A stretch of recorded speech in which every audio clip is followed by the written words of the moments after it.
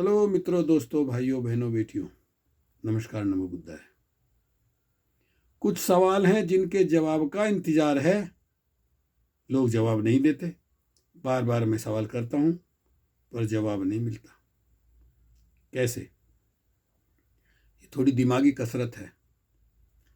Number 1, लोग कहा करते हैं कि जिसकी मौत आई है वही जाएगा, दूसरे का बाल भी बाका नहीं होगा। क्या ये बात सही है? और यदि सही है तो फिर कोरोना से सभी क्यों डर रहे हैं?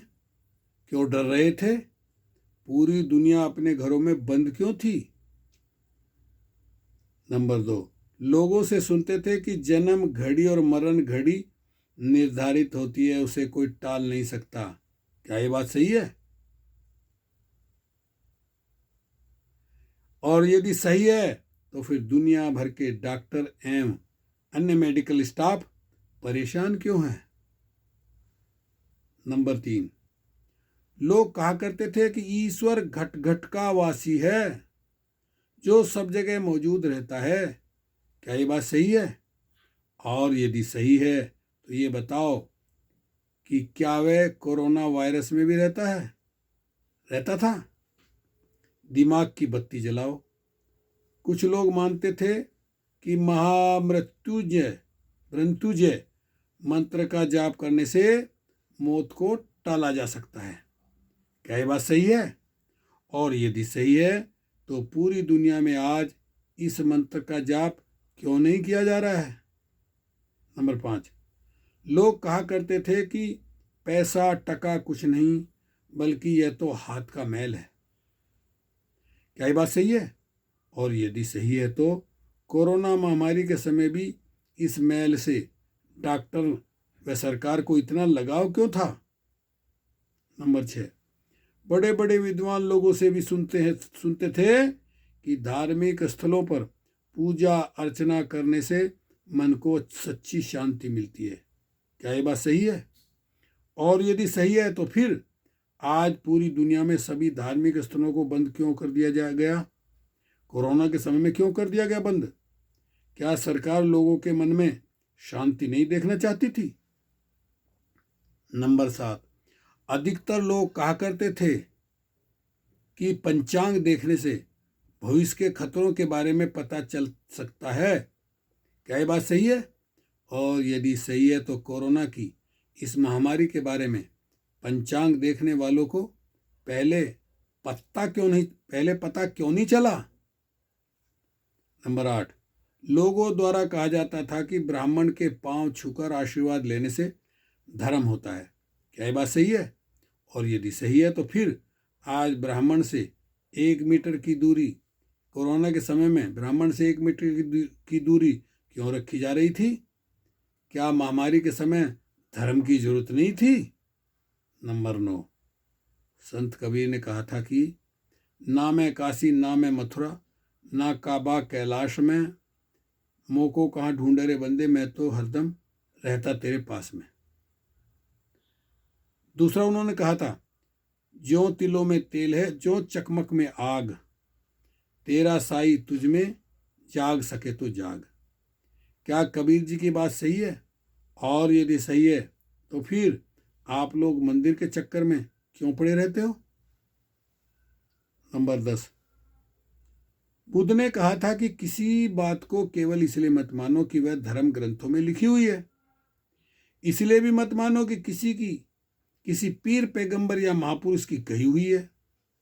इसलिए भी मत मानो कि इन्हें मानने की बहुत पुरानी परंपरा रही है, या फिर बहुत से लोग इसे मानते हैं।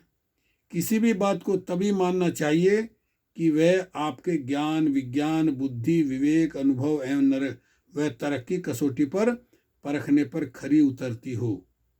तथागत बुद्ध की क्या ये बात सही है? और यदि सही है तो पाखंडी एवं अंधविश्वासी लोगों की अवैज्ञानिक एवं अतार्किक मूर्खतापूर्ण बातों को मानकर अपना कीमती समय और धन बर्बाद क्यों करते रहते हो? ओके, शुक्रिया, नमो बुद्धाय, नमस्कार, फिर मिलते रहेंगे। हेलो मित्रों, दोस्तों, भाइयों, बहनों, बेटियों, नमस्कार, नमो बुद्धाय। मनुष्य के पास सबसे बड़ी पूंजी है उनके अपने अच्छे विचार, क्योंकि धन और बल किसी को भी गलत राह पर ले जा सकते हैं, किंतु अच्छे विचार सदैव ही अच्छे कार्यों और मानव कल्याण के लिए ही प्रेरित करेंगे। जो व्यक्ति दूसरों के गुणों की चर्चा करते हैं वो स्वयं बहुत गुणी होते हैं। जिंदगी में आगे चलकर आगे जरूर बढ़ने की कोशिश करनी चाहिए, परंतु किसी से ईर्षा या नकल करके अथवा किसी को नीचा दिखाकर नहीं। श्रृंगार की उम्र होती है पर सादगी अमर होती है। अच्छे जरूर बनना, मगर साबित करने की जरूरत नहीं, क्योंकि हम ही अपने जीवन के शिल्पकार हैं।